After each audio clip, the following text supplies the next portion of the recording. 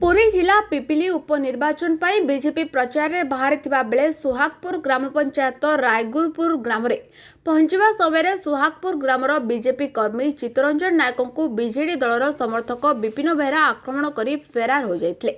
रायगुरपुर में बीजेपी प्रार्थी आश्रित पट्टनायक दलीय कर्मी सहित से गांव मुंडे दोषी विरोध में दृढ़ कार्यानुष्ठान नेबापी दाबी कर बसी रही।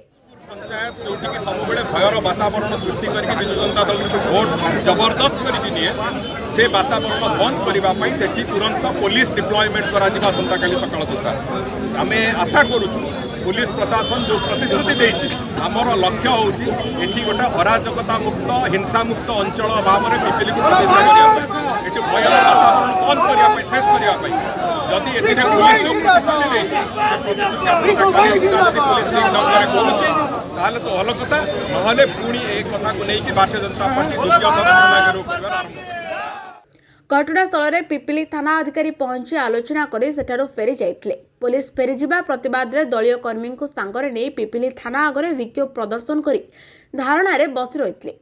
आगामी दिन में पिपिली राजनैतिक वातावरण केउ परिस्थिति रे गति करुछि ताहा देखिबाको बाकी रहिला।